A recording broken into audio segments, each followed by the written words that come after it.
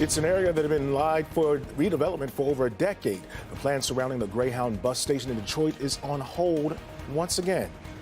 The long-standing plan had been to move Detroit's Greyhound bus station to the New Center area. Thank you for joining us. I'm Damon Fernandez. Good evening, everybody. I'm Karen Drew. Well, now that plan is on hold, at least for now.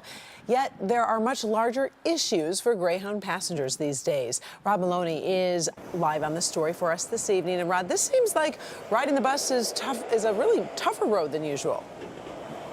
Yeah, it started out tough. It's getting tougher. Let's get clear here that Michigan Department of Transportation actually owns the building the Greyhound is in here in downtown Detroit. And it's one of those things where it's likely to continue for the foreseeable future. But the place needs an overhaul, needs renovation. It's run down. 4 years ago, they were talking about getting out.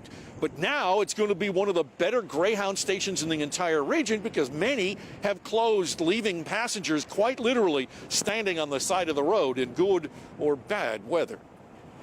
Greyhound sold to a company called Flix Mobility last year. Flix then, in turn, sold off many of its valuable assets, intercity bus stations, to a hedge fund.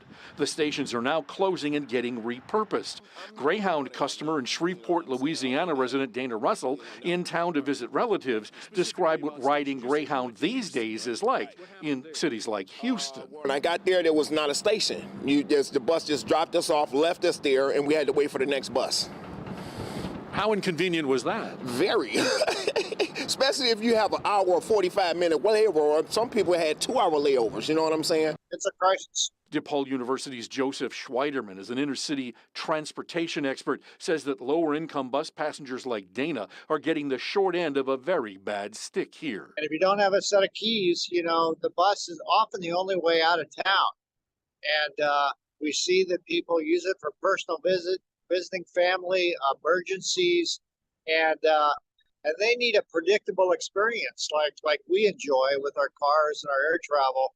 As for Detroit's Greyhound station, the state of Michigan intended to move it to this vacant lot next to the Amtrak station off of Woodward and turn it into what they called an intermodal transit center, putting the Q Line, Greyhound, and other similar bus companies here. But now that plan is on hold, put there at the end of last year.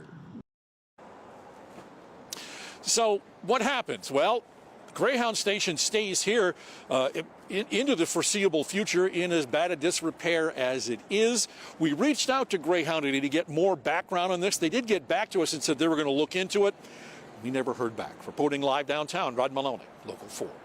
All right, frustrating, obviously, for those bus riders. We appreciate it. Thanks, Rod.